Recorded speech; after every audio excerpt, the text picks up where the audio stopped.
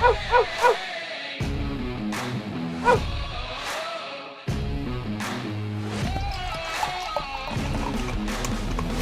to another edition of the Dogger Pass Podcast. This for UFC Vegas 87. Producer Megan is on the sticks. Cody Saftik is on the line. We had a little bit of a scare pre-show here.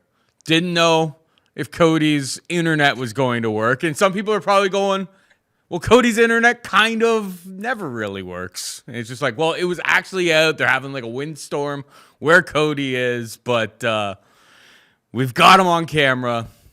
Everything's working out.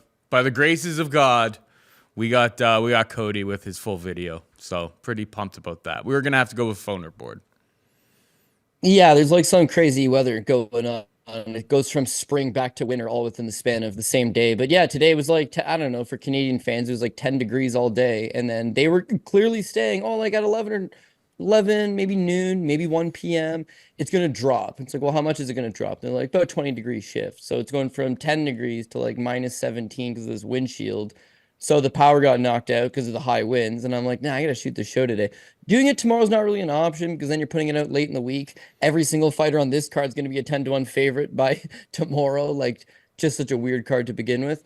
But also it's just like, we got to get it out to Fight Network. We got to get it out and about. So I was going to just do a phoner board, but yeah, by the graces of the MMA gods and of the viewing audience, we've at least got some video. So if it gets shitty or if it gets choppy, it's normally choppy and shitty anyways.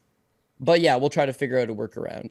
Last week, yeah, it looked like it was going to be absolute hot fire. If you hedged at the end on the Brandon Moreno, you didn't do bad. If you let it ride, unfortunately, Brandon Moreno didn't fight for our dollar.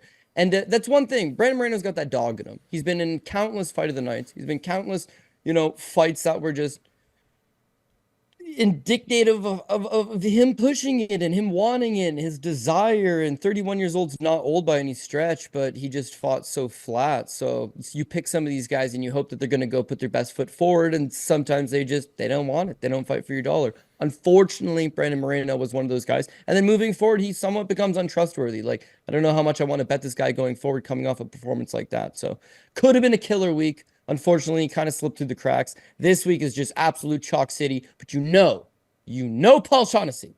One of them is going to shit in the apple pie. So hopefully we can figure out who that is going to be. Yeah, I was telling a couple people earlier in this week how much like I like betting underdogs, but I look at the underdogs on maybe not the smaller underdogs. I could see some like argument for them, but some of the big underdogs, it's like it's tempting, but it's like, do I really want to put my hard-earned dollars on X? And the answer is usually no. It's a very, very tricky one. A lot of the rifle favorites have been steamed potentially out of control, but I don't have the cojones to pull the trigger on some of their lackluster opponents. So yeah, the real key here is who's going to shit in the apple pie. Hopefully we will find that out right now. Main event, we've got Shamil Gaziev taking on Jairzinho. Rozenstruik, minus 150 for Gaziev, plus 130 for Rozenstruik. Heavyweight volatility, Cody. Who you got here? Yeah, well, it's just like you said. So normally when you've got, high-level heavyweights is one thing. But mid-level heavyweights, dare I say low-level heavyweights, you're always interested in that plus money just because it's heavyweights, man. Anything can happen. There's always a puncher's chance. Jairzinho Rozenstruik in particular, if you can get plus money on him, he personifies puncher's chance because he's got that death touch. He's got that ability to crumple over opponents. So again, it's always going to be tempting if I can get a guy like Rozenstruik at plus money versus a mid-level opposition. This fight's going to go one of two ways. We're hoping for the latter. But the former, it would be devastating, is that Gaziev matches up very good against Rozenstruik in that you've got a Dagestani wrestler, big, strong guy. Yeah, he lives and trains out of Bahrain. Yeah, he's got citizenship there, but he does got that Russian in him. He does got the ability to get that takedown. And Rozenstruik doesn't have particularly good takedown defense. He never really has. He's got the death touch. He's got some tricky kickboxing. He's a big, heavy hitter. But as far as him being on his back, he's had very little success. So there's no reason to think Gaziev's not going to get those takedowns, and Gaziev probably rolls him up. Here's why Gaziev pick's not super straightforward, is that you've got a 34-year-old Gaziev, not old by heavyweight standards, but it's not like this is some young Russian prospect. It's not like this is a future title challenger. It's not like this is a guy with a very high ceiling. He's just simply a guy that can win mid to low level fights in this division by way of being a wrestler at heavyweight, which there's very few and far between. But at 34, this is pretty much the final version of him. I don't expect that many improvements. Traditionally, he's had weak cardio. He finishes a lot of these guys in the first or second round, gets that takedown, smashes them. If he doesn't get the takedown, maybe he bum rushes them that early going, lands something big. But it's been somewhat a soft competition, and you haven't really seen him extended. The one time you did see him extended, this Kirill Kornilov fight at Aries FC, which was less than 2 years ago, he tired. He big time tired. So to me, gas tank could be an issue. And now you got him booked in a 5-round fight. So similar to what we were talking about Joe Pyfer a few weeks back, Pyfer is a talented guy, but he's not shown that he can fight 3 rounds. And now he's booked in a 5-round fight, which is in and itself going to be, new territories for him. So I'm a little bit worried that even if Gaziev does get the takedowns, if he doesn't get his patented first round ground and pound finish, if he doesn't get his first round and a half, maybe 2-round quick finish, he's going to gas. And when he gasses, those takedowns don't become available. And when he gasses, all of a sudden you're standing flat-footed in front of Jairzinho Rozenstruik, so it's a problem. Now, flip side to that with Rozenstruik, this guy has fought 5 rounds, actually a couple times. We all remember when he knocked out Alistair Overeem in the 5th round, which in itself is pretty credible, right? But he also fought Cyril Gane, a former UFC champion, for 5 rounds. So cardio is not necessarily a huge issue for him because he doesn't really overexert himself. He picks and chooses his shots. It's usually more of a slower paced thing, but he's proven that he can fight for 5 rounds. And again, he's proven that he's dangerous in that 5th round, having knocked out Alistair Overeem. Not only that, but he's been in a type of fight with Curtis Blades before where he is just getting taken down the entire time. He's getting controlled the entire time, but he's able to survive off his back. See, where he's not great is when Francis Ngannou's chucking bombs in his face, or Alexander Volkov, who's a very precise, long striker, is all up in his face. Or, Jailton Almeida is in full mount. Those are very bad spots. Gaziev don't strike like Francis Ngannou or Alexander Volkov for that matter, and he's not Jailton Almeida on the ground. So I can kind of write Jairzinho Rozenstruik a bit of a pass for those prior losses because they're the best guys. He only loses to the best guys.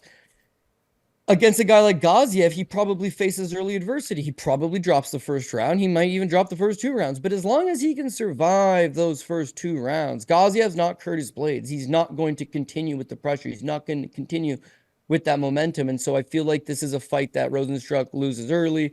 If he gets finished, it's over. You lose. If he doesn't get finished, this thing drags on a little bit. You're going to get a much better plus money tag on him, or a plus money price tag in the live market on him because he's lost a couple rounds. And he's going to be better suited for 3rd, 4th, 5th round knockout Gaziev when he's tired. That's how I see this one going. So Gaziev either smokes him and makes him look bad, or Rozenstruik holds on long enough to smoke him and make me look good. Dog pick in the first fight because we got a whole lot of favorites the rest of the card. But I do think this is an underdog main event. Yeah, I like the Overeem fight. It's one of those things that's that power for Rozenstruik obviously carries over all 5 rounds. So, yeah, if Gaziev doesn't... I expect Gaziev to go out there, get the takedowns easy, at least early in the fight. And then what? That's the real big question. He's going to be my pick, but yeah, honestly, at minus 150, plus 130, it's I don't know. This kind of does feel like a 60-40 type of fight to me. I'm not entirely sure. It's not one that I feel like I have a big-time edge on by any stretch of the imagination. It'll be interesting to see how it plays out, and we will find out on Saturday. Moving on down, we've got Vitor Petrino taking on Tyson Pedro. Petrino minus 300 favorite. Pedro can be had for plus 240. Pedro could be dangerous early in this fight, but I like what I see from Vitor Petrino. I know it's minus 300, but on this card, minus 300 doesn't seem like all that bad of a money line to be taken. When we get into some of the next fights where you're oh my God, they're really making you pay the piper to get in on the action here. Petrino just seems to be developing, getting better. The skills are pretty well rounded all the way around. He's got a little bit of everything. The striking's pretty solid. 2 half decent wins already, obviously in the UFC. 2 proper actual wins. Even take Marcin Prachnio, who got him into round 3 and kind of showed it was a little bit of a development fight for him. But Prachnio's went on and beat Devin Clark, which is not a bad Not a bad win for him. So it's like some of his wins are looking not so bad. Bukowskis is, a well-seasoned veteran. So it's like they're moving this guy along pretty well. Pedro could be dangerous early, as he is in most of his fights. But I feel like, if Pedro doesn't catch him early, Petrino will 100% take over. We saw in the Pacquiao fight, it's like this kid can fight a high pace. He can get takedowns. He can run the whole gamut. Chin so far has checked out for him. He could obviously get Pedro out of there early, but I like him even more if this thing gets late. Like, he's proven to me that he's going to have a big advantage if he gets out of the first round. So Petrino's the pick for me. What about you? Yeah, so the one question mark for me with Petrino is actually the gas tank. Like, I know that he has been getting that second round submission and he has gone the distance, but he fights a little bit emotional still, and he kind of exerts himself a little too much. So we've seen in prior fights, if the fight goes a little bit longer, he still looks good, but that athleticism, that explosiveness, the volume, certainly, output's not exactly there for him. So there's certain things to be worked out. Also, when he fought Rodolfo Bellato on the Contender Series, he got rocked. Like, he got knocked down. His chin's still a little up in the air. But here's the good news for him, Paul. He's only 26 years old. That's learning on the job. You're going to get rocked. You're going to get put in bad spots. You're going to get tired, but you're going to continuously get better. And that's what you're seeing out of him. He's working things out in real time. I thought he looked really good against Marcin Prachnio. Like, quality. This is a future top prospect. 4 takedowns. Complete domination on the ground, didn't overly get tired. Like, here's a fight that he gets a third round submission in, or third round arm triangle, but takes him into some deeper waters. All looks good. It's that last fight against Modestas Bukauskas. Like, on paper, second round submission, all good. But as a guy that had him bet, man, I'm glad he got that submission when he did, because you can see he's starting to get tired. But Modestas Bukauskas is that savvy veteran that you mentioned. He is a former Cage Warriors champion. He is a guy that moves laterally and gives you a couple things to think about. So it's not the easiest fight. And again, at 26, these are good fights for him to be taking and progressing and going forward. Tyson Pedro is like the complete opposite. He was once that young prospect. He was once that guy with that shine on him. And the UFC's done everything in their power to matchmake this guy as absolutely soft as humanly possible and have given him those opportunities. He's just never really gotten out of first gear. He starts off, it's like, oh, this guy's got a good little submission game. He submits Khalil Roundtree with a rear naked choke. Then all of a sudden he knocks out Paul Craig. Like, that's a credible win. Those are 2 credible wins. Massively credible wins. Aged really well. One by knockout, one by submission. And then beyond that, Paul, it's like he never got going. Suddenly he's not a grappler. If he tries to grapple top grapplers, it don't go good for him. If he tries to strike with top strikers, it also don't go good for him. So they'll give him the Harry Huntsuckers of the world. They'll give him the Ike Villanuevas of the world. His last time out against Pleasure Man, that Anton Tricali, looked a little bit better. But again, just clips him 2 minutes into the first round, puts him away. One has to wonder if Tyson Pedro's what he's got. Now, when compared to Vitor Petrino, I'm a little worried about Vitor Petrino's cardio and how he progressed. Yeah, but Tyson don't got the cardio to make that a factor. Oh, Tyson's been icing fools. You've seen Bellato rack Petrino. Yeah, but Petrino seems like he's got more firepower, probably as good, if not slightly better striker, better leg kicks, more versatile, more weapons at his disposal. Don't mind him there. The key here, though, Paul Shaughnessy, is the ground game. Yeah, 100%. I know you alluded to this, but Petrino's got an ability to go out there and get the takedowns. Once he does get you to the ground, he's got smothering top control. What I noticed with Tyson Pedro is that because the UFC's been giving him such a favorable matchups, is that they're not really testing him, so to speak. Anton Tricali can wrestle, but that fight was done before it got started. He never really had a chance to get going. Modestas Bukauskas is a striker. Harry Huntsucker can't do anything. Ike Villanueva is a boxer. Mauricio Shogun Hua took him down 3 times. Saberbek Safarov took him down twice. Latifi 4 times. I'd give him a pass on that. But overall, his takedown defense is 52%. And he's fought almost no wrestlers, no grapplers. He's fought a whole lot of guys that wanted to stand in front of him and a whole lot of guys that couldn't do nothing about it. But he hasn't actually fought a whole lot of guys like Petrino that can strike with him, but could also very well just take him down, smother him, catch a submission, or just put a mauling on him. And if this fight gets out of the first round, Petrino's starting to huff and puff a little bit, well, then rest assured, Tyson Pedro's also going to be huffing and puffing, and it kind of evens out the playing field for you. So a multiple passive victory, Petrino's a minus 300 favorite compared to some of these bigger ones, as you mentioned earlier. Yeah, I'm on board. All right, we got Muhammad Mokaev taking on Alex Perez. Mokaev is a minus 350 favorite. Perez can be had for plus 290. I mean, the biggest question here Is Alex Perez going to make 125 pounds? Because that doesn't usually happen for him. How many times has this guy missed weight? I'm looking through his Tapology. It's only twice? Yeah. I guess, yeah. Yeah, I guess, yeah. He made it last time out, I guess, against Pantoja almost a year and a half ago. It hasn't been a good run. It's been a bad run for him. I mean, look, the amount of canceled fights here. 1, 2, 3, 4, 5, 6, 7, 8, 9, 10. 10 canceled fights and 2 fights in the last 3.5 years.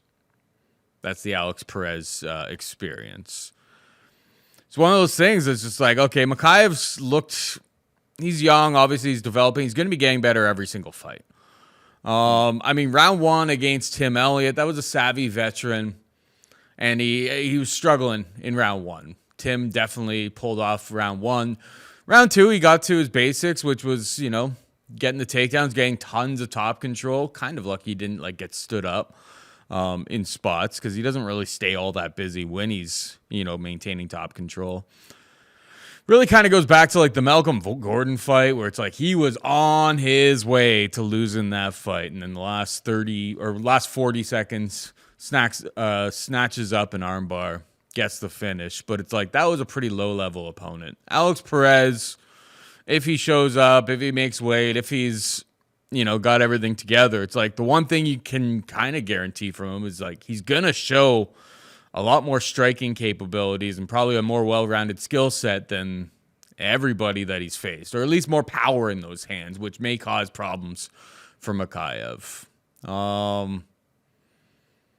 If there wasn't the massive layoff, so many injuries, all that other stuff, I would definitely consider a bet on Alex Perez. I'm going to pick Mokaev just because I have no idea what to expect from Alex Perez at this point. But at minus 350, I don't know what to do with this number. What about you? Yeah, it's a total shot in the dark, right? Like, what can you really expect from a guy that's just been off that long? And it's not even just like this current layoff. It's been the layoff over the last number of years, sprinkled in with a couple fights here and there that haven't really lasted all that long. So he's got almost 0 cage time, and there's injuries, and there's just, yeah, a million other things. But Mokaev could be a great fighter. Could be a great fighter. But at 23 years old right now, this very moment, not a great fighter. And so if you're going to fade him, you're going to want to fade him sooner rather than later. Because as Paul Shaughnessy mentioned, he's only going to be getting better fight to fight. And we hammer that point on the show every single time. These young fighters are going to continuously making improvements. Mokaev's no different. He's got a dope-ass amateur record. He's so far undefeated in his pro career. He's on something like a 32-fight winning streak, both careers combined. And he's still only 23 years old. This guy's got the wrestling. He's not quite Khabib level, but again, he's so young, you know, in the next 7 years, in the next 10 years, could he eventually get to that smothering level? Sure. He's got the ability to chain wrestle. He's got that ability, that tenacity to stick on guys. His striking, not very good now, but Khabib's striking wasn't very good once upon a time. And then all of a sudden he's going out there and dropping Conor McGregor with the right hand. It develops over time. So I'm not trying to be a Mokaev hater. Like, I don't think this guy's good. I just think if you were, in theory, going to fade him, you're going to want to do it within the last few fights, which he's seemingly skimmed by in, or the next few fights, because at some point he probably does hit his stride.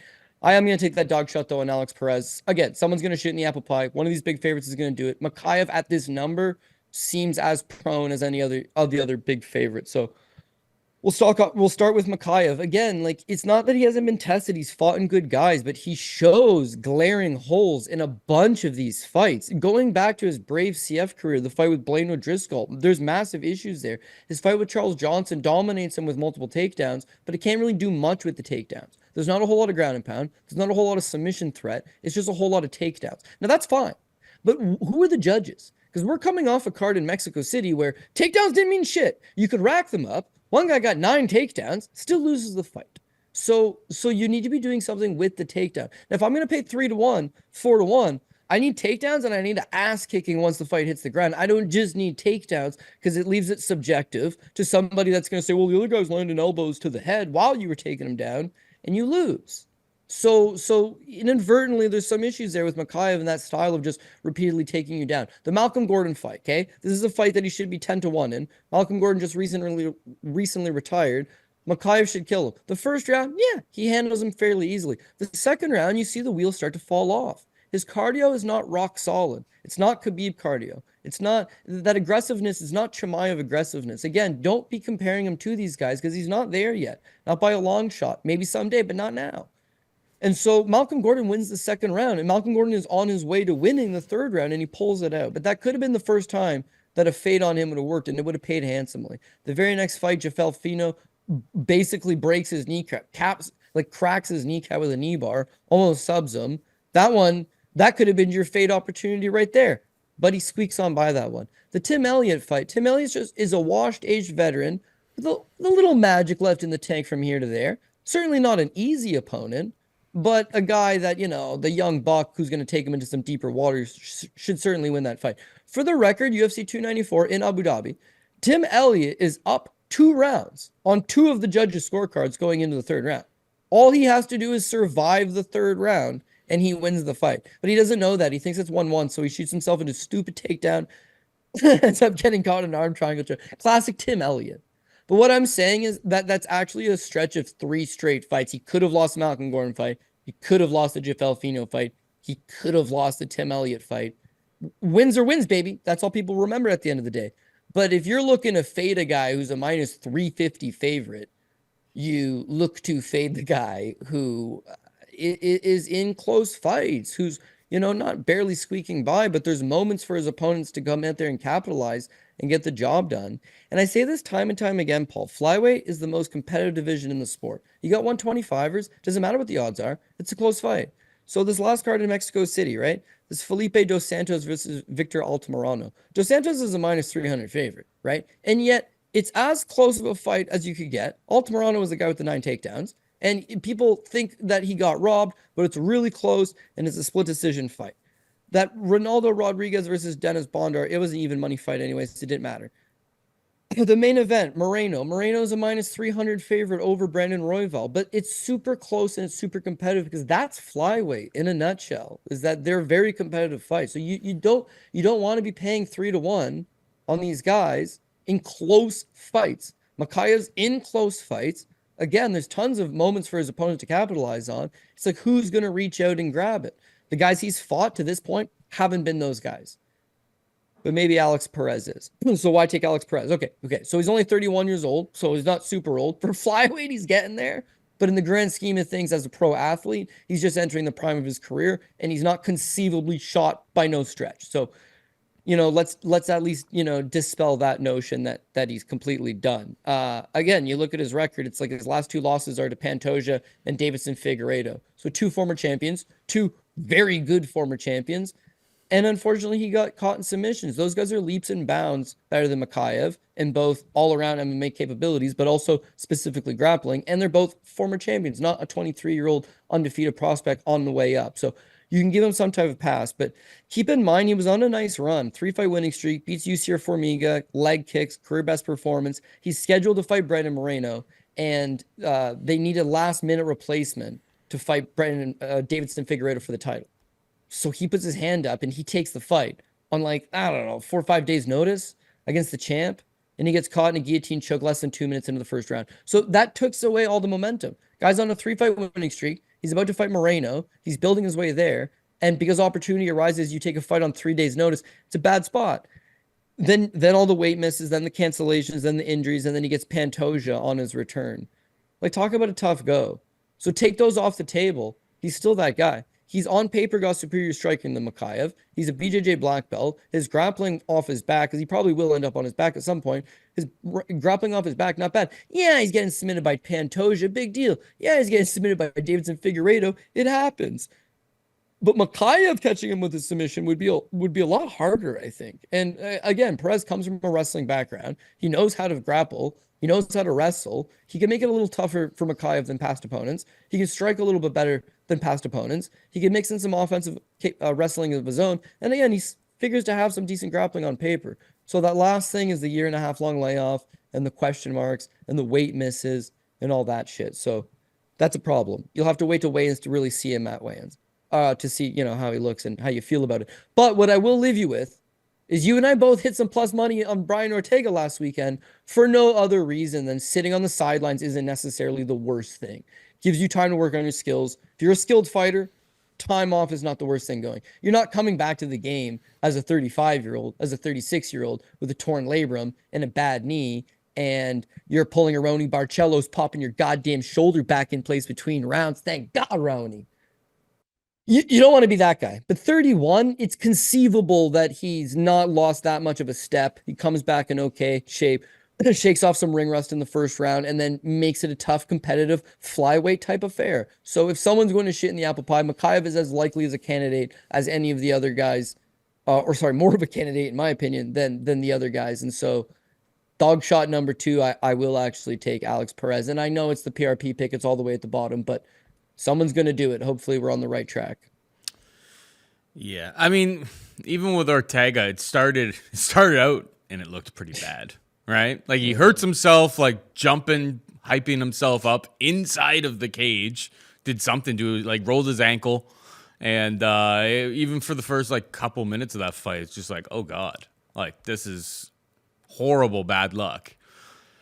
And obviously he turned the corner, and I mean the real thing with Ortega has always just been like the guy will just, to his own detriment in some of his fights, the amount of damage that he can take. Like he Homer Simpsons guys, and then he Homer Simpsons them to the point that it's just like he ends up getting a takedown eventually. And obviously his jiu-jitsu is world class. His striking has come a long way as well. So yeah, good for Brian Ortega. Good for T-City getting back on track. Here's the thing with Mokaev, Cody, is that I faded this guy a whole bunch of times. So, like, I have no intention to bet this fight. I'm just sick of this kid pulling a rabbit out of his hat every single time that I've been like, I've got a plus 600 on this person. Ever since I watched that Blaine O'Driscoll fight, his fight literally before he came to the UFC, I'm like, this guy's record is incredibly padded, overrated.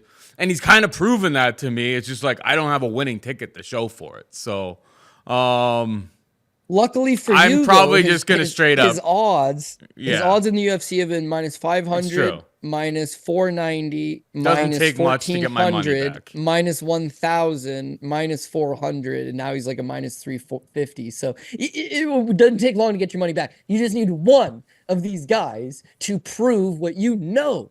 They got to prove it. I'm hoping Perez is the guy to prove it. I'm not flipping my pick. I'm still going to pick Mokaev. Got me thinking. But the reason I'm not going to do it, Cody, is because last week you were talking a whole big old game about Sam Hughes, and then what happened when we got to the PRP?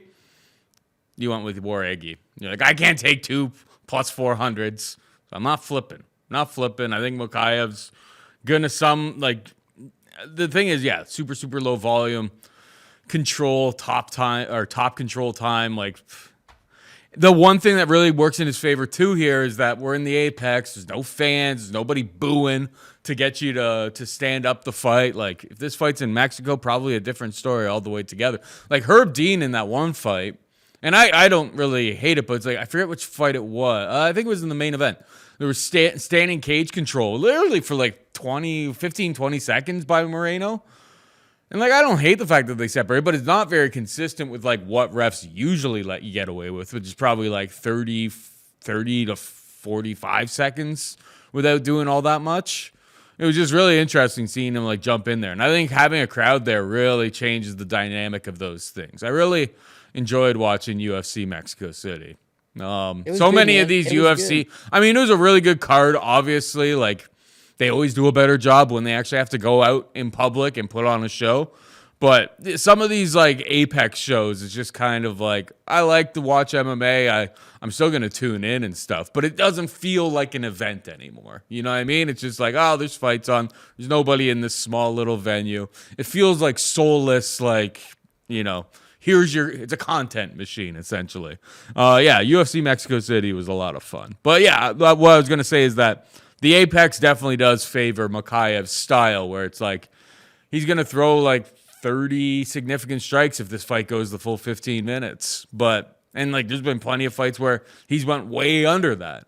But yeah, getting those takedowns, getting top control without any oohs and ahs anytime Alex Perez lands a strike, it's like that probably helps a fighter with the style of Mokaev.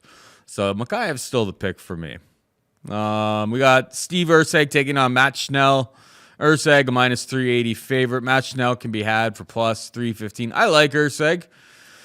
He's shown a lot to me, to be perfectly honest. The grappling is obviously pretty slick. I mean, it's all these flyweight guys. They're just kind of good at everything. But I've liked what I've seen from them coming out. But at minus 380, it's like I feel like I've completely missed the boat. What I am interested in, I'll let you break down the fight. I'm going to pick Erceg, but I think over 1.5 rounds, minus 130 seems like a good look here. Matt Schnell, obviously, a lot of people, and like historically, you know, he's a little bit chinny. The chin has been a little bit suspect, but it's like I haven't seen much from Erceg to lead me to believe that like he's got that dynamite in his hands. He's more of a wear you down, put up a crazy high pace to win fights. So I think he'll find takedowns. He could find a submission early, I suppose, but the over 1.5 at minus 130 is what I've got circled as one of my bets this week. What about you?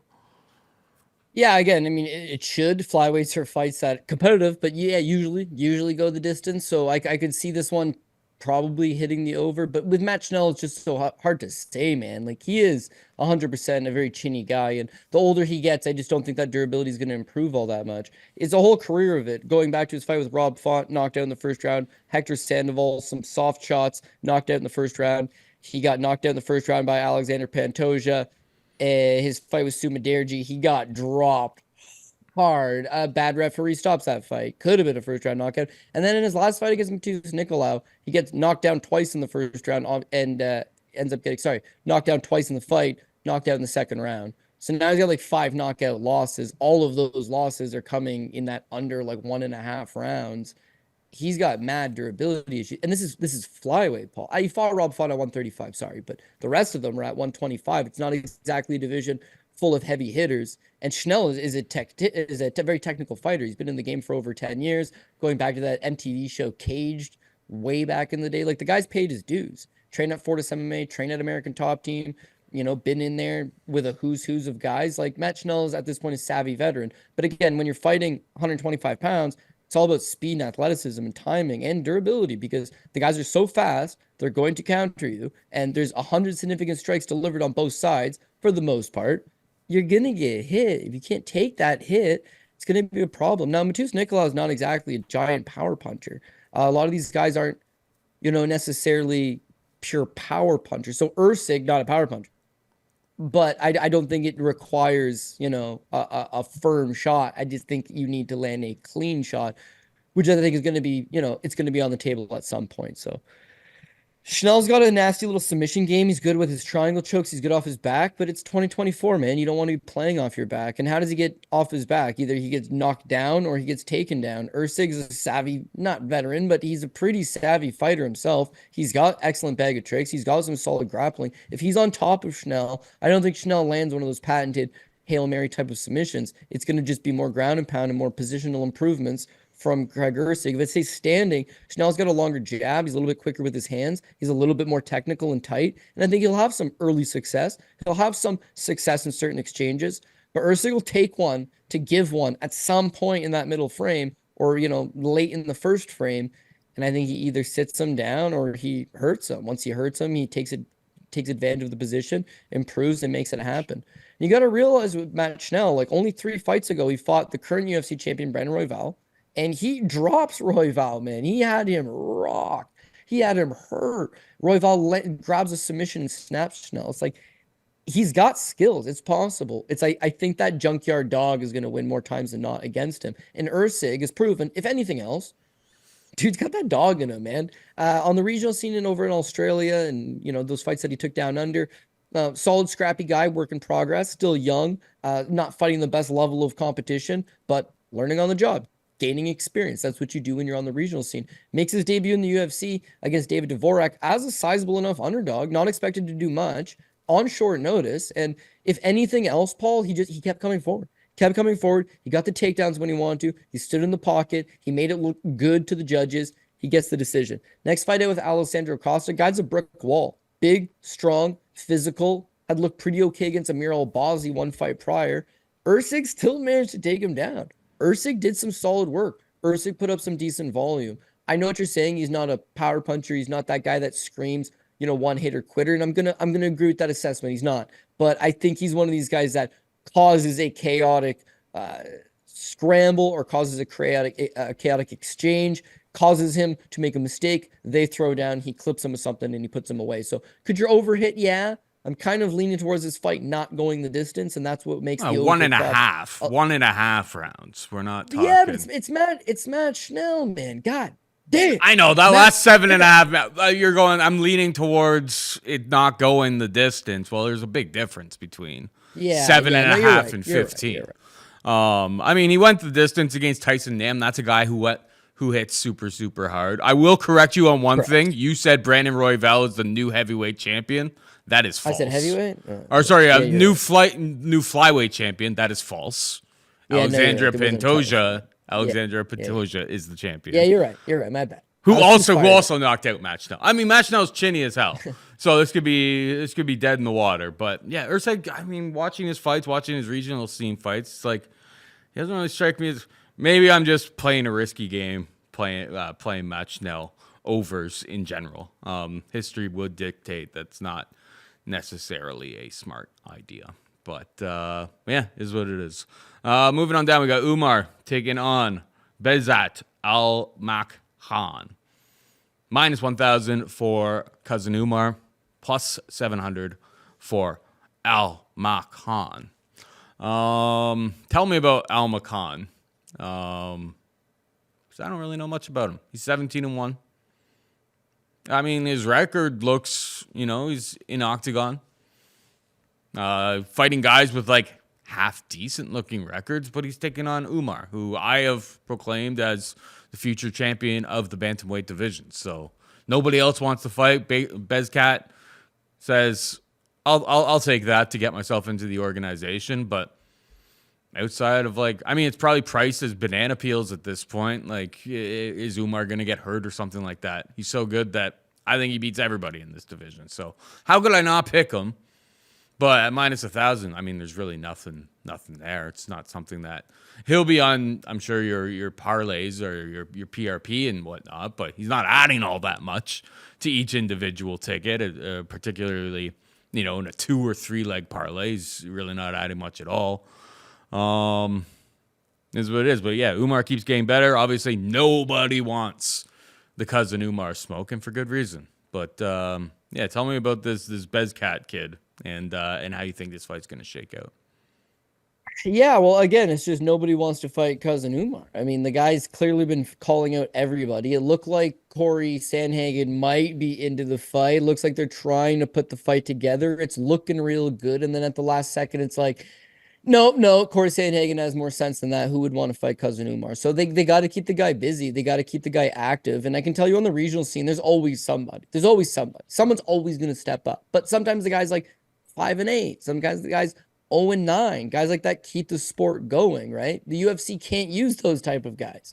There's always someone willing to do it, but they can't use that level. So now it's like, who's got a decent record that wants to put their hand up and fight this guy? And all of those guys are suddenly unavailable. So you use that little carrot, that little incentive of, let's take a guy outside of the organization that would clearly like to fight in the UFC. It's his dream. It'd be better paydays for him. It's better exposure for him. It's going to bring pride to his country. Perfect. We'll sign a guy, and you know what? Come lose to Umar, and then you get 3 more fights on a 4-fight deal out of it. So that's what they're looking to do. And listen, this is a tough enough customer. He's got a 17-1 record. He's talented enough. Like, he's got some speed. He's got some striking versatility. He's got decent enough ground game. But I've come to realize is these guys from Kazakhstan, they're very well rounded, and they fight guys with good records. But these guys are usually fighting on that same scene, and they all have good records. They all have padded enough records. They come over to North America, it's a different style, right? That quick takedown, that overexertion of energy, it's not working. The judges are not giving you the points that you thought you would get just based on the takedowns. Now you got to strike more. Now you're striking, only this guy you're fighting, he can take those punches, and he's returning fire, and it's a new experience, and the Apex is dead quiet, and there's not this live crowd, and there's not hometown Kazakh judges sitting that got your back cage side. So it's a different experience. And if you go back to that fight, Azat Maxim against Charles Johnson from like a month ago. Azat Maxim 17-0. He's 17-0, Paul. but he's like exactly the same. Like he wins fights. They're always close. They're always competitive. His skill set is good, but it's not great in any one aspect. He's not a killer wrestler. He's not a killer grappler. He's not a killer striker. He's just good, right? And so that's kind of what I see a lot of the same thing here with Bekzat Almakhan. He's 26 years old, and he's got 18 pro fights. He's well-rounded, but what element of his game does he use to beat Umar Nurmagomedov? So Umar Nurmagomedov could, in theory, let's say he shoots a takedown and Umar Nurmagomedov sprawls the takedown, front headlock position, and just obliterates this guy with illegal knees to the head. That could be a way he wins. That could be a way he wins. Let's say Umar was to slip and fall and break his leg. That could be a way he wins. Eye pokes. No, they'll let you get away with that shit all night. Dude. When have you ever seen someone get Mike the Truth Jackson versus, was it Dean Barry? That was an eye gouge, Paul. That was an eye gouge, not an eye poke. There we go. There's another opportunity for Bekzat to win. Umar's not dirty, like I'll take your eye out, but it's a thing that happens with Russian fighters is that they'll plow a guy to the head with a knee while they're on the ground and then be like, what? Like they just had no idea that he was down. And I don't know. I've seen it lots, not necessarily in the UFC, which you've seen it a bunch in the UFC, but other promotions as well. It's like primal instinct takes over. Maybe their like peripheral visions aren't great, so like they can't see you kneed on the ground with two hands down, but they will plow you in the face with the knee. When you're talking 10-1, those are your worst case scenarios. Puncher's chance, yeah, but at this weight class and Umar's chin and this kid's punching power is not exactly off the charts. Like puncher chance is always on the table, but like it doesn't scream, I'm going to clip Umar and put him down. It screams Umar would have to get himself disqualified or hurt. Otherwise, he's got him beat everywhere. And it's a win-win situation for both guys. Umar gets a credible win because the guy's 17-1. It looks good. Of course it looks good, especially if you finish him early. Looks good on paper. It adds to this, momentum. It adds to this legacy of greatness and, this monster. It's like WWE, pro wrestling type stuff. Squash match. Go out, beat this guy who looks decent on paper and, fans want to see you fight again. So it's not a downside for him. If he happened to lose, God forbid, because I'm going to have a ton of money on him in parlays, like you said, you can't do anything straight up. If he was to lose, God forbid, it's not even like, oh, I lost to a schmuck. At least the guy was 17-1. At least the guy had a crazy sounding name. Most fight fans might give you a pass on it. Like, it's not a lose-lose situation for him. And then for this other kid, he's getting a UFC contract out of it. And no one's going to fault him for losing to Umar Nurmagomedov. It's props. He can have a nice career after this. It's that, unfortunately, to get into the organization, after 18 fights, they haven't signed you. Well, this is the way you get in. So that's what he's unfortunately doing. Again, I can't play contrarian. Someone's going to shit in the apple pie. I find it hard to believe that it would be Umar. Mm-hmm. All right, we got Eryk Anders taking on Jamie Pickett. Minus 500 for Eryk Anders. Plus 375 for Jamie Pickett. Minus 500 Eryk Anders in this economy, Cody. It's unreal. It was minus 320 the other day, and I thought that was kind of crazy. But do I feel like Jamie Pickett's lost his last 4? The volume's incredibly low. He's not really... I don't really know what he's bringing to the table. He doesn't really have heavy hands. He has a little bit of wrestling, but it's like, not dominant. Eryk Anders has shown some pretty good stuff recently. I understand why he's the favorite here. Outside of the... What was the fight against Iron Turtle where he got almost doubled up in significant strikes? I will give credit where credit's due. It's like Anders has, increased those significant strikes quite a bit. Like he was going tit for tat with Marc-Andre Barrio, who's always like a pretty high volume guy. But Anders we've seen it in multiple fights, like the Darren Stewart fights really kind of stick out like a sore thumb where it's just like, he was absolutely crushing him early, gets obviously the no contest on the foul. And then the follow-up fights, he kind of did nothing and then, took over a little bit late. But it's like he would almost let that fight get away from him. This guy is still probably prone to making some, questionable decisions in action. It's really hard for me to justify making a pick on Eryk Anders at minus 500. Gun to my head, if I had to bet one of the sides here, it would be Pickett, but it'd be small. What about you? Yeah. I'm gonna go ahead and agree. Like Eryk Anders is he's the rightful favorite. He should win the fight. He wins the fight more often than not. But like at -500, you got to realize with Anders is he fights with his foot not on the gas. It's not on the gas. He likes cage control. He likes pinning up his opponents, and taking away that space. He has somewhat heavy hands, but he's very short on knockout wins for the most part.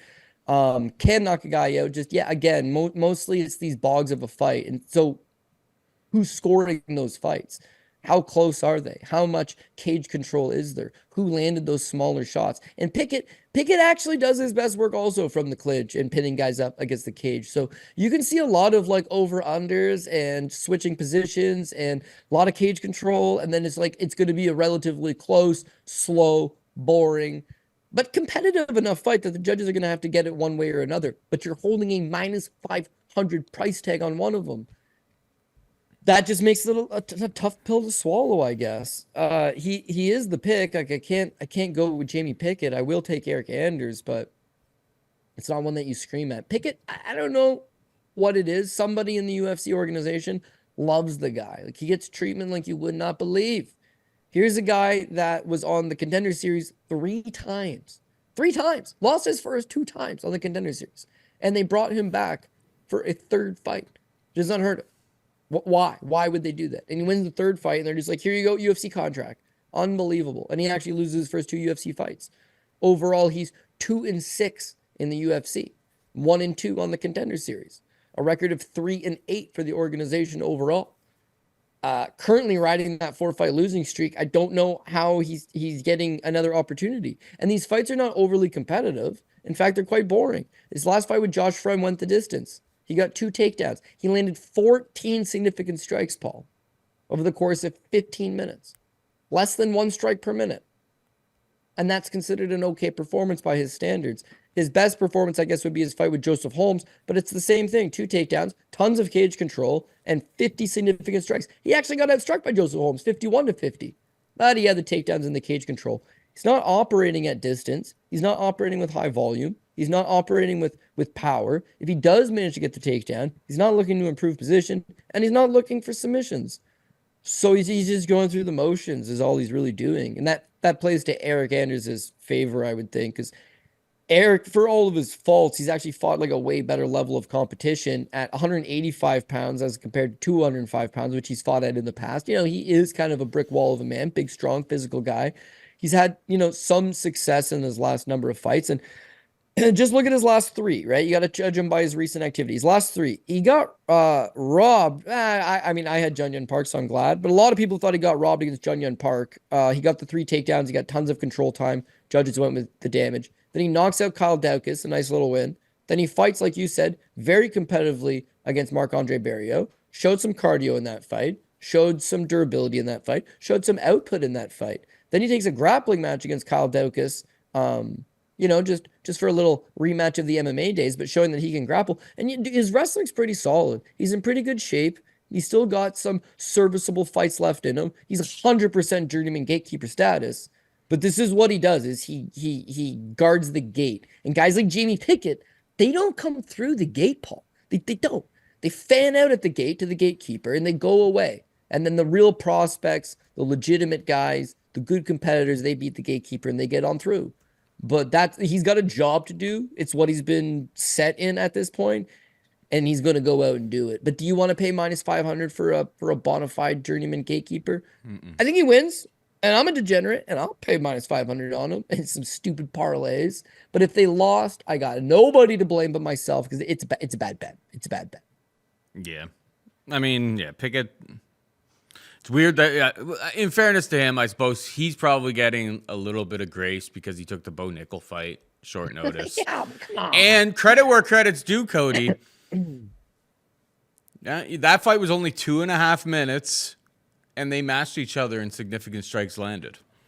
Ooh. It was 1-1. 1-1 significant strikes landed. I mean, he got subbed, but he had 1 strike in 2 minutes. That's about on par for what Jamie Pickett generally puts up in fights. Yeah, but Bo Nickel only had one strike as well. So because he was looking to strangle him with both hands. I know. It's hard to punch somebody when you're using both of your hands to try to strangle him. Yeah, he must know where the bodies are buried, like Sam Alvey. Yeah, it's. I was actually looking up while you were talking there. I'm like, when is Contender Series? Because like some of these matchups kind of look like they're like, yeah, we could probably, if this guy loses, we could kind of like probably replace him with somebody who's worth like $12,000 a fight. That's coming. The roster cuts, they're coming. They're coming around. I guess it's usually in the summer or like early summer when Contender Series starts rounding into form, I believe. Yeah, so Jamie Pickett, I would imagine his job is on the line this week. And he's his opponent is minus 500. Not a great look.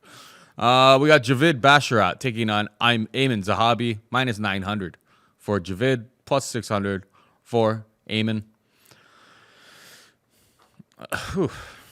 I mean, it's one of these fights again, too. It's like I don't know what to do with these types of fights because, like, I don't do I tail you when I'm gonna play, minus 1,000 on like parlays and stuff. Like, I generally tail you. That's not my style.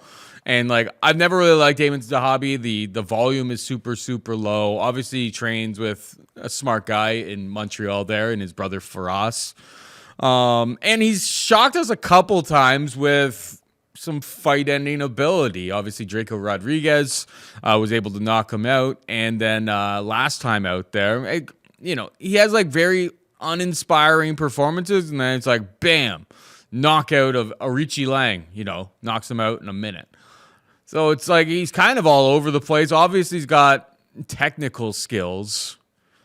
No one's really tested his grappling all that much, and he's gonna get that grappling tested against Javid. I think Javid wins minus 900 again.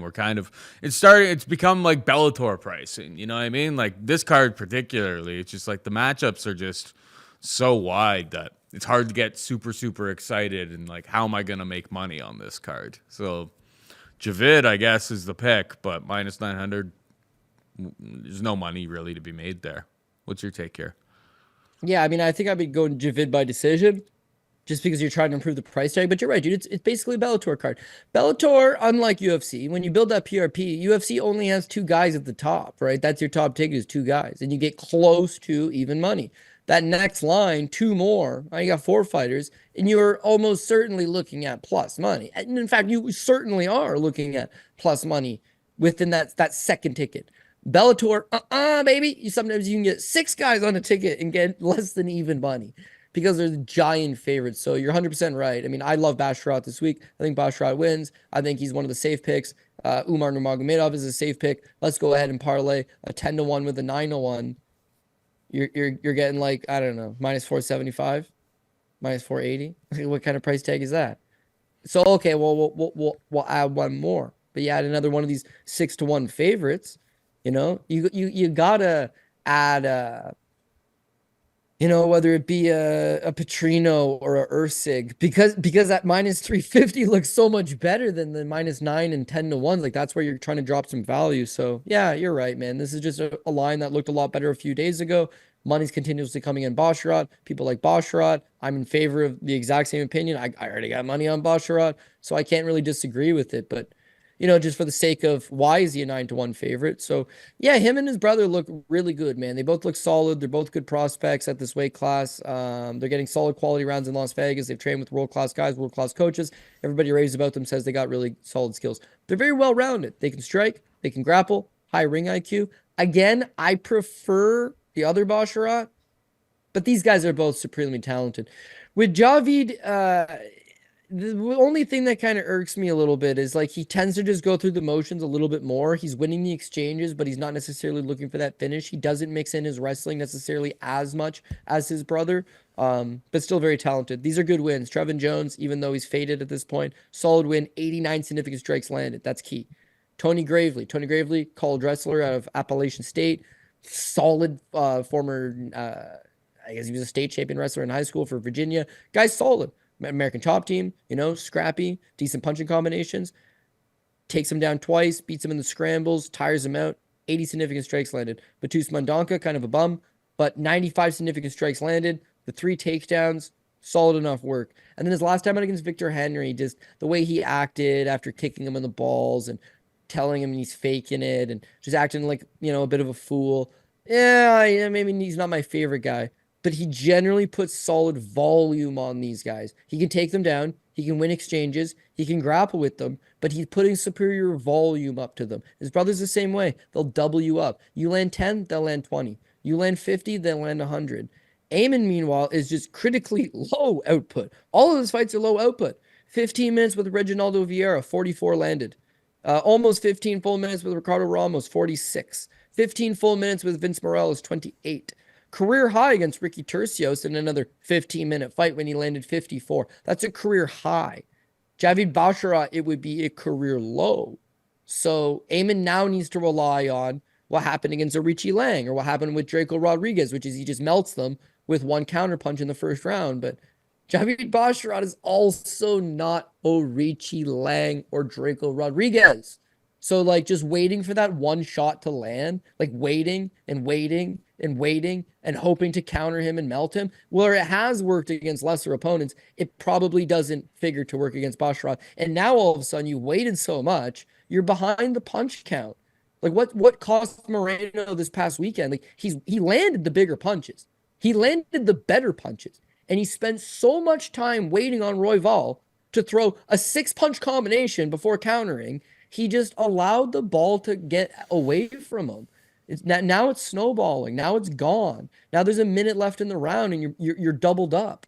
So it's problematic. Now, does Aiemann Zahabi mix in his wrestling? Well, he is an inferior wrestler to Javid Basharat. And even though he's a BJJ black belt and he's got some decent submission skills, I would not rate his grappling better than Javid. So I don't see him taking down Basharat. In fact, quite the contrary. I think Basharat takes down Aiemann Zahabi in this fight. But even if he was to take him down, there's not some giant grappling disparity that he would be able to make great use out of it. And then on the feet, he's going to be getting doubled up. So on the feet, he's losing. On the ground, he's losing. But because he's not very active and he's defensively sound, only been finished one time in his career, third round, spinning back elbow to the face. Come on. He's pretty durable. And Javid Basharat, as talented as he is, and as much volume as he's putting up, he's not really knocking guys out, truth be told. So unless he kicks them in the balls, then he might be able to finish you. Outside of that, I just think that it's a high-level sparring match where Basharat doubles him up and lands a few takedowns and wins a clear-cut unanimous decision. But at minus 900, yeah, what are my worst-case scenarios? And I'm sure there's a bunch. Yeah, buddy. There's here's a great example for this card.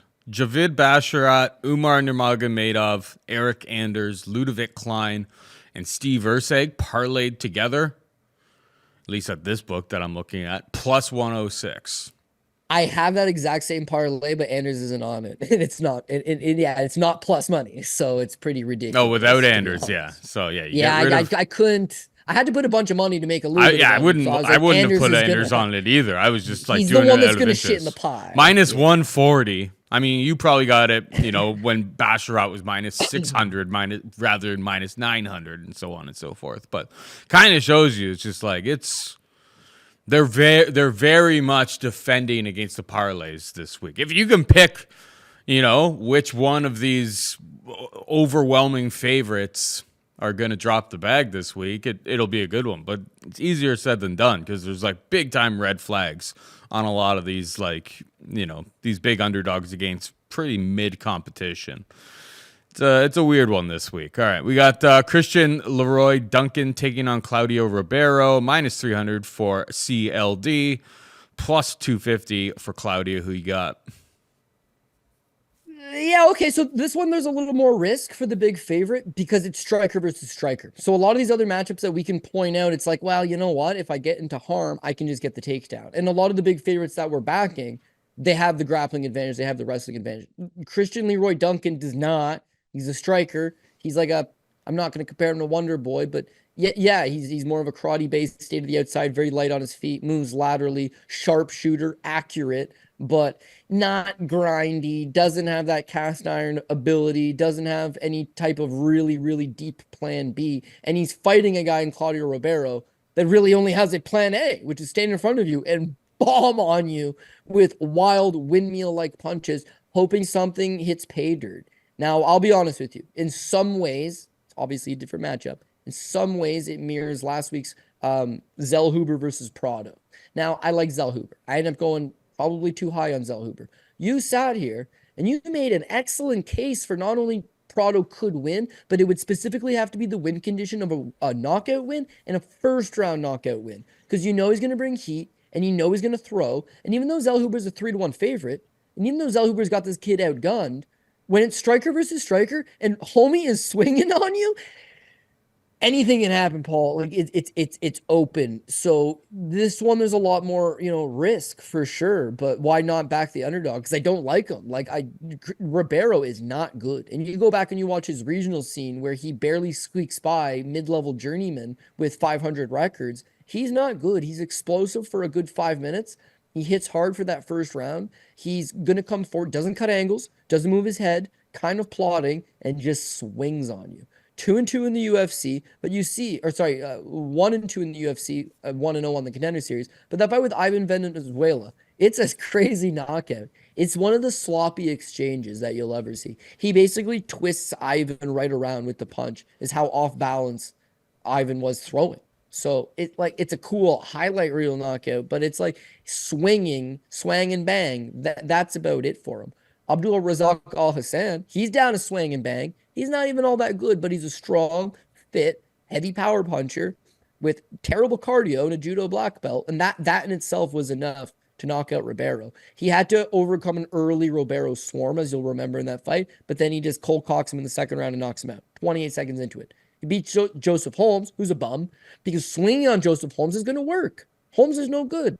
Standing in front of him and swinging big shots is going to be extremely effective. And it was. He can win those type of fights.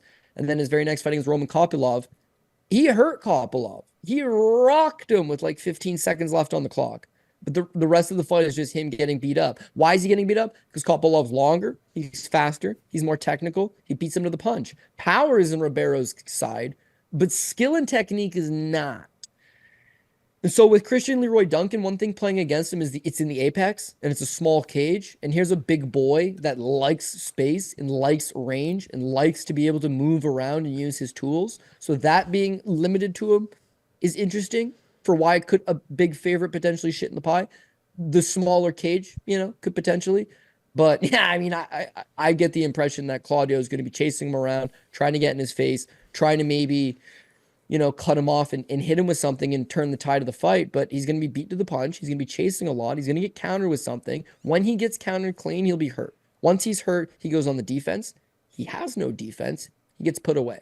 If he doesn't get cold cocked by something and get countered, he's going to tire just chasing him around. Have a good first round, land some decent punches in the first round, and then in the second round, slow down. And that Prado kid, he took a hell of a beating in the second, third round, but he could take the beating. Ribeiro cannot take the beating. Once you get out of that first round, his game just seemingly completely falls apart. So with Duncan, he's a Cage Warriors champion. He lands a flying knee. He's undefeated. He comes to the UFC. He beats Dusko Todorovic. It was an injury, but he actually looked pretty good for the minute or two that fight actually went on. He loses to Armin Petrosian, who I rate very highly, and I think the leg kicks was the key to that fight. And then he goes out and he smokes Dennis Tulin. So he's back on the right track. He's learning from his mistakes. He's still young. His style matches up very good against Claudio Ribeiro. And last but not least, we've spent so much talking about Claudio Ribeiro, very one-dimensional, very come forward, strictly just a power puncher guy chasing a puncher's chance. That also describes Dennis Tulin to a T. Dennis Tulin is not good at anything other than coming forward and trying to crank you with an overhand right before he gasses out. So Duncan literally just fought this version of opponent and showed how that skill and that precision from the outside is very effective against a one-dimensional come-forward brawler, and that's what Ribeiro is going to do. So unless he, I don't know, threw a flying knee and, walked into overhand right, or, threw a spinning back kick and got punched in the back of the head on a counter, something stupid. Yeah, if it just stays standing and it's touch for touch, punch for punch, kick for kick, yeah, Duncan's going to find something, and Duncan will get the job done inside the distance. Yeah, Claudio Ribeiro is really, really sloppy, is what it is. He comes out, he throws heavy in the first 5 minutes. There's not much else to really like about his game outside of that. Yeah, it's like the Al Hassan fight. It's just like when Abdul Razak Al Hassan is out cardioing you in round 2, you got a problem there. You got a big time problem there, bud. Yeah, Claudio Ribeiro is going to be dangerous early in his fights, but we've seen kind of enough from him here. It's like, yeah, even like against Kopylov, it's like, yeah, he landed some shots early in the fight, like made it like look a lot more interesting the first 5 minutes, and then who has the precision, who's able to find, the actual fight-ending shot. It was Kopylov. So, yeah, CLD for me as well. We got Abdul-Kareem Al-Selwady taking on Loik Radzhabov, minus 170 Al-Selwady, plus 150 Radzhabov. Who you got? Yeah, so another good fight. A couple debuting guys, or sorry, not Radzhabov, but Al-Selwady. Yeah, interesting fight. Let me just bring up some of the notes I put on, not notes, but just come up with some of my stats. Al-Selwady. Okay, so Al-Selwady seems like he's got solid cardio, solid pace, able to put it on guys. You saw him in the Contender Series against George Hardwick. He was a big favorite against, or a big underdog, sorry, against Hardwick, like a 3-1 underdog. Not expected to do much. Hardwick had a whole lot of success over in the UK. Al-Selwady, there's a lot of unknowns. He's been looking good against lesser competition on a lesser regional scene, but how do you face that jump up in competition? I honestly really like what I saw out of him. Inside low kicks, decent enough volume, worked over Hardwick. It wasn't like he caught Hardwick and knocked him out on a somewhat fluky punch. It wasn't like he rolled into a submission and caught something you might not catch a guy in every day. He beat him up. He won the rounds. He put on a clean performance and he looked solid. Offensive wrestling in that fight looked pretty good. It wasn't like Hardwick had a whole lot of exchanges himself, so I'm not 100% sure how good Al-Selwady's takedown defense is, but you can clearly see in his mechanics, the kid knows how to wrestle. He knows how to wrestle. He's fairly comfortable with the wrestling, and I just feel like he's putting a lot of pieces together and, a well-rounded enough fighter. Fairly young still, room for improvement, but yeah, I mean, just like a go-getter. In some ways, like a Basharat. Basharat, they're not going to maybe knock you out. They're not maybe going to submit you. Is that they're well-rounded. They put a pace on you. They make good decisions, and they do enough to win rounds in judges' opinions and win the fight cleanly. So I like what I see out of him. Meanwhile, Loik Radzhabov, he's just like, he's too go hard. It's a Tajikistan thing. These guys fight massively hard. I should not have tried to fade Naimov last weekend because that was the cleanest win a guy could get. In and out in 30 seconds without taking a punch, good times. But these Tajikistan guys are very, very powerful, very strong. They come forward, they throw down. They got a bit of combat sambo background, but they're also just very physically strong guys. A lot of them overexert themselves. So on the flip side, in the contrary with Selwady, he's making good decisions. He's conserving himself. He's, fighting a very balanced game plan, whereas you have the flip side to that. The Tajik tank, Loik Radzhabov, is coming in and he's throwing down. He's trying to land that big shot. He worked against Esteban Ribovics in his debut. He landed 11 takedowns. He got knocked down in that fight. He got tired in that fight. He got hit in that fight. But he relies on the 11 takedowns. And then his last time out against Matus Rebecki, he can't take down Matus Rebecki. So with the wrestling being off the table, you see him have to resort to a plan B, which is largely plod forward and throw single punches at a time. It's just not enough. He lands 19 significant strikes through 2 rounds. 2 knockdowns by Rebecki landed. Rebecki ends up knocking him out in the second round. So the durability, I'm not fully sold on. His wrestling offense, he's live or die by that. And his cardio is also not all that good. Against Al-Selwady, if he makes him work and he tires, then his wrestling is not going to work because he's tired. And once it stops working, that's when it falls apart for him. So as much as he would be considered one of the better underdogs on the card because of the price, I don't like him. I don't like him a whole lot. So I think Al-Selwady goes out there and I could see it being a decision win, but I could see him tiring him out and TKOing him some way in the late second into the third. I will take decision, but again, I'm not certain that this fight doesn't end inside the distance as well. Yeah, the problem with Al-Selwady's issue seems to be, is his durability. He's been knocked out 3 times in his career, and that's the problem with Loik. Is I haven't really seen too much one hitter quitter type of power out of him. That's what I would be looking for somebody who was going to, take out Abdul-Kareem Al-Selwady. So, I'm with you. I'll take Al-Selwady as well. We got Ludovit Klein taking on AJ Cunningham. Klein a minus 800 favorite. Cunningham can be had for plus 550. AJ Cunningham, I believe he's like Bryce Mitchell's like brother-in-law or something like that. He was on Contender Series. It's his cousin. His cousin? Yeah, they're probably all cousins, let's be honest, down there in Arkansas. Wife included.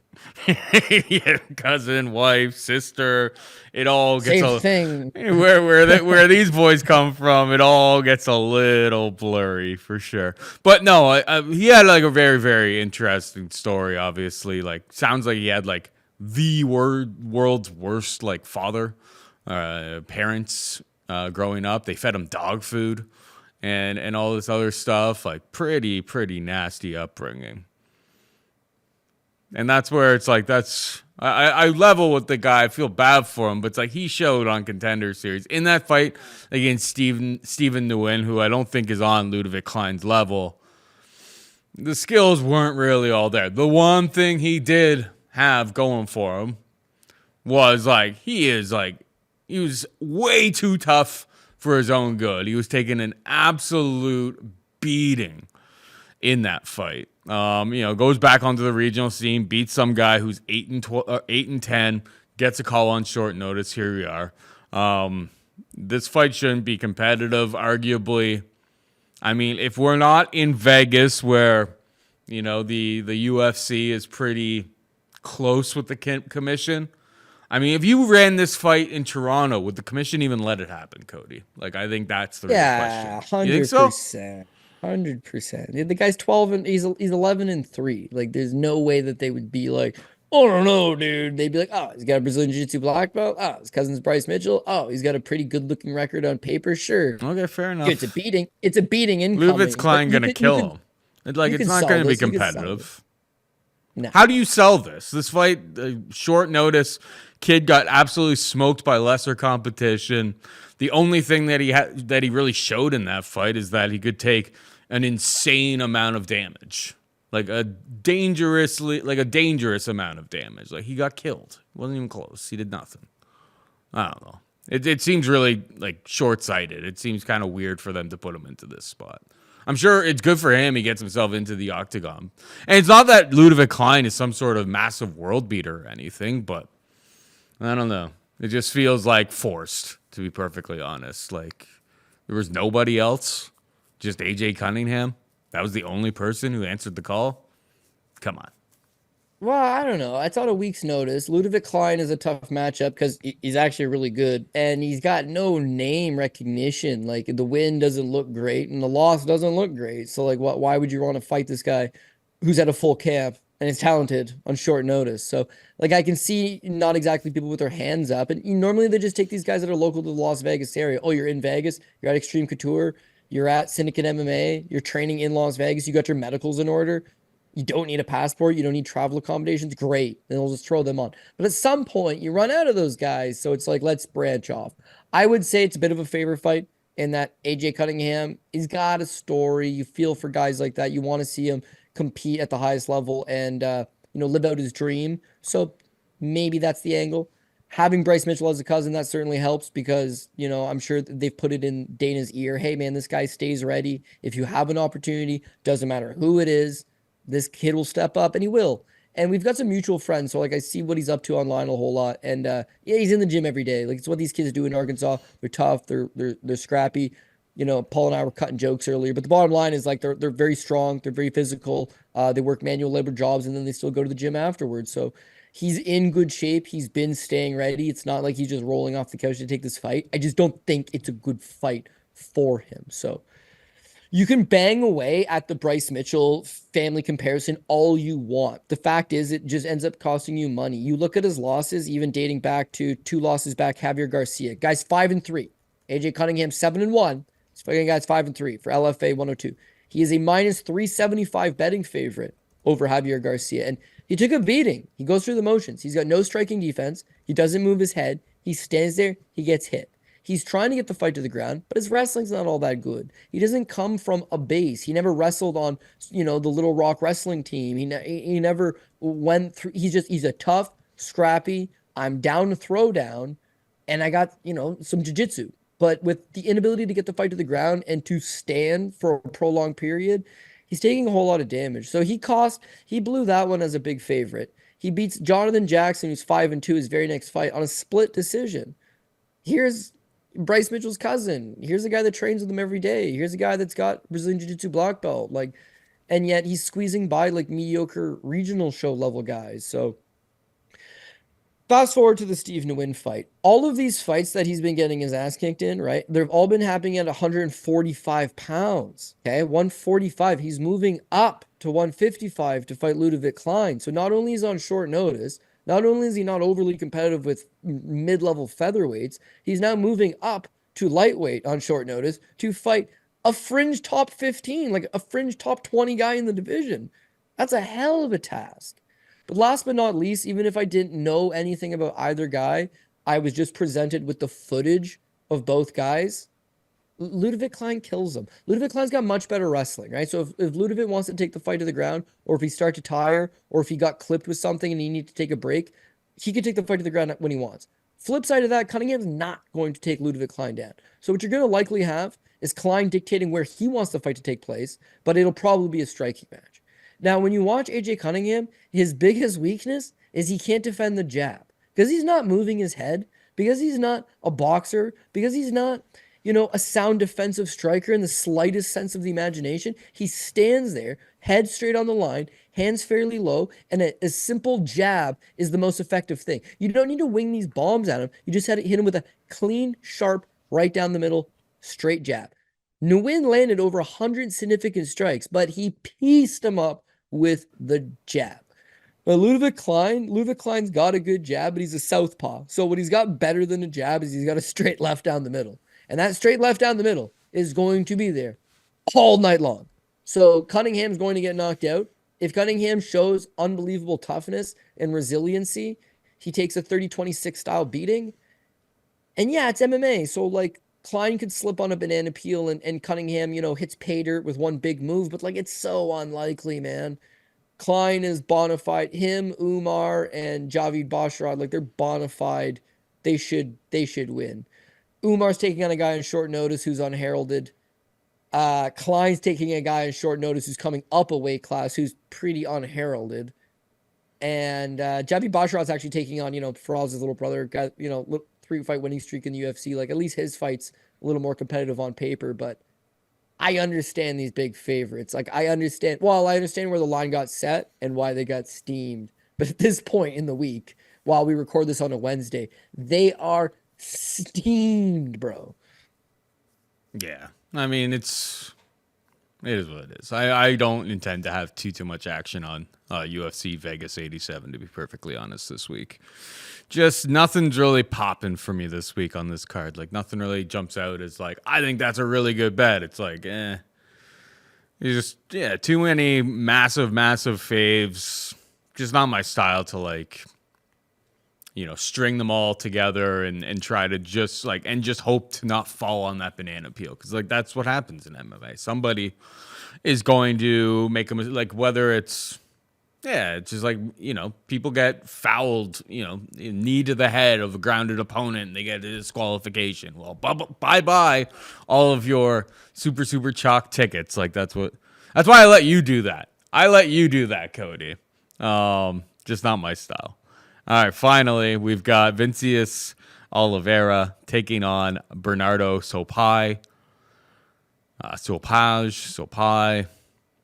I guess Vincius Oliveira was on Contender Series. I don't really recall that fight. This fight was just added to the card, kind of literally, I think this morning, maybe late last night or something, because it wasn't on it yesterday.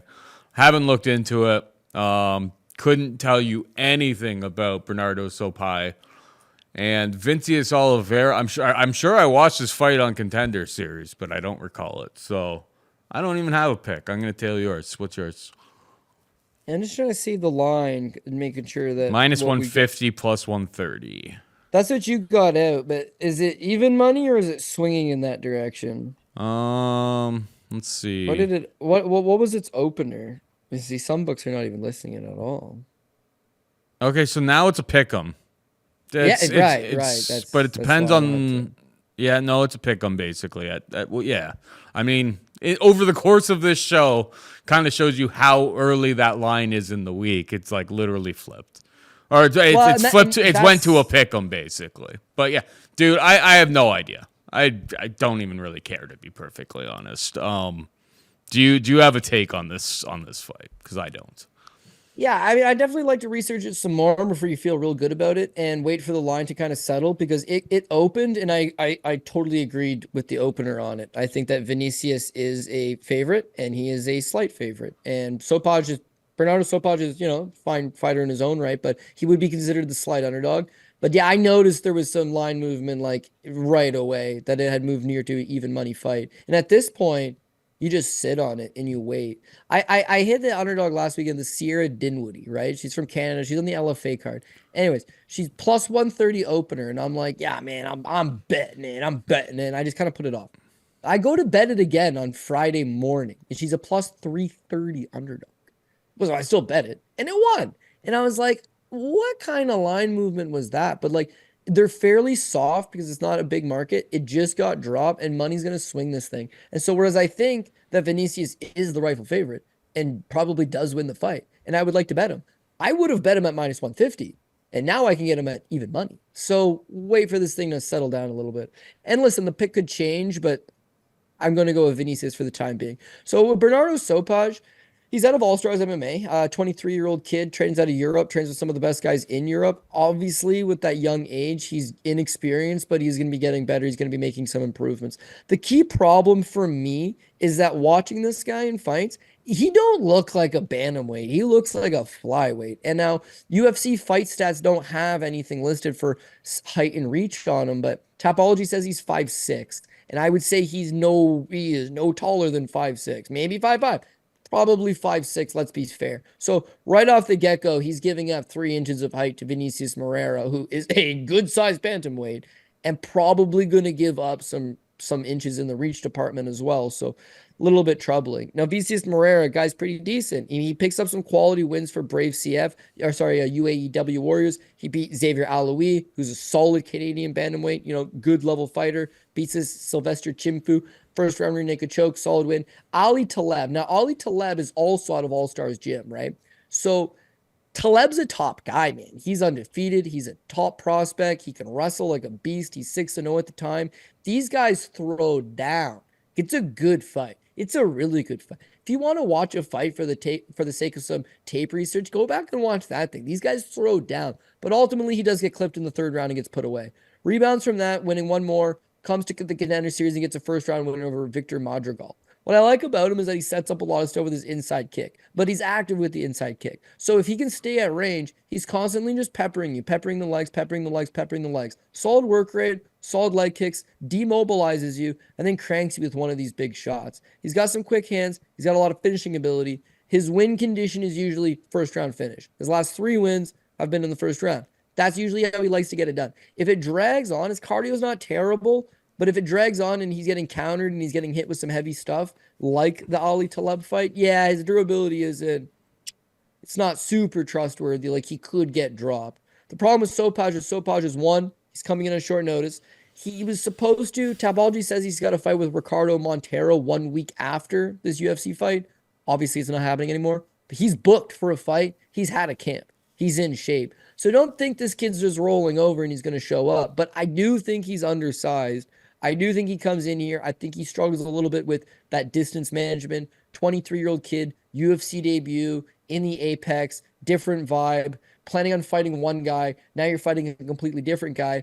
And I think when you see them at weigh-ins, then it'll be a lot more prevalent that Vinicius has got a pretty good size and probably good stature advantage over him, just like the bigger, longer man. So I think being the bigger guy, the natural bantamweight, and those inside low kicks and just staying active with them probably is enough to make him the slight favorite, which he was. But now that he's even money, yeah, he's the pick. Do I feel great about it? No. Do I want to tape study this thing for a lot longer than I probably have? Yeah, sure. The fight just got announced. Like, I'd like to let the line settle, check out the weigh-ins, feel better about it. But tentatively, yeah, the pick for me would be Vinicius pre-flop.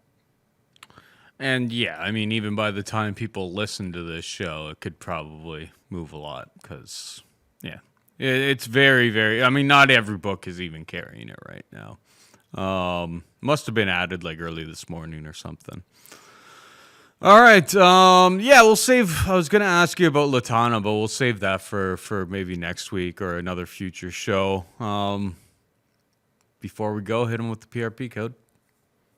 I mean, it's chalky, but we do have a couple underdogs. Jairzinho Rozenstruik plus 130 at the top. He's dog number 1. We're going to go with Vitor Petrino. We're going to go with Alex Perez is the PRP pick. He's dog number 2 at plus 290. We're going to go with Steve Erceg, Umar Nurmagomedov, Eryk Anders, Javid Basharat, Christian Leroy Duncan, Abdul-Kareem Al-Selwady, Ludovit Klein, and Vinicius Oliveira. So, like, yeah, they're pretty chalky. 11 fights, 2 underdogs. Not the worst thing in the world. And yeah, like Paul's saying, you put some of these favorites together, it's not going to pay anything. It really won't. But as far as parlay goes, and if you're trying to do the parlay business, it's like if you just can focus on one of your minus 300s, let's say it's, I'm just bringing up my parlay builder just so I know the exact numbers. Okay, so you're like, okay, I like Christian Leroy Duncan, right? That's the pick. You've done the tape research, you like him. It's like, this is my guy. He's minus 310, and I think he kills Claudio Ribeiro, but like, what can you get on a minus 310? So, well, I guess I really think Ludovit Klein murders a guy this weekend in the UFC, and Umar Nurmagomedov, like, I can't see him losing. Now, all of a sudden, your minus 310 on Christian Leroy Duncan is a minus 162. And it pretty much is still a Christian Leroy Duncan bet. Yeah. Yeah, you need 2 other guys to win on it, but that's what they always say, Cody. That's what they always say.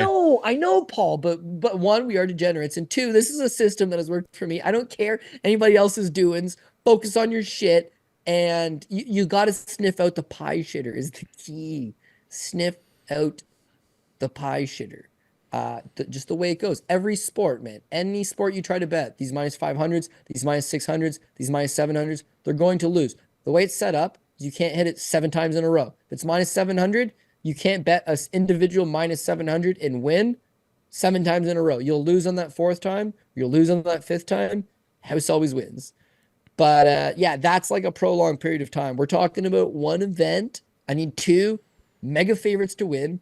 And maybe it's not Christian Leroy Duncan. Maybe it's somebody else. Hell, I think Basharat rolls him up. I'm going to throw that one on it. Oh, shit. Now I'm looking at a minus 126. And that ticket is only a Christian Leroy Duncan ticket, right? So then what I would do is I would make that 4-fight ticket, and then I would drop Christian Leroy Duncan. So you drop him. And then I say, okay, I really also like Chris Erceg. So now I make a ticket. It's Chris Erceg and those 3 big favorites. It's just a Chris Erceg ticket. Now, where you go wrong is when your big favorites lose. Paul's right. It's gambling. We all know what we're getting ourselves into. But there's really, unless you got some hot props or you have some hot totals, you're going to have to parlay this weekend. These favorites are outrageous. Yeah, so it's so buy or beware. It's tough sledding out there this week. Congratulations to the books. You made a lot of this like almost unbettable this week. And like for guys like me. Like I'm gonna have greasy parlays and stuff, but like there's nothing that I'm throwing like big money at this week. Is what it is. Congratulations, books. You made me not really want to be a degenerate all that much. There's plenty of other crap that I'll be betting this week. I'm always betting something, Cody. It is what it is. It's a lifestyle at this point. Anyway, that is it for us this week. Hope you enjoyed the show. For producer Megan and Cody Saftik, I'm Paul Shaughnessy saying goodbye and good luck.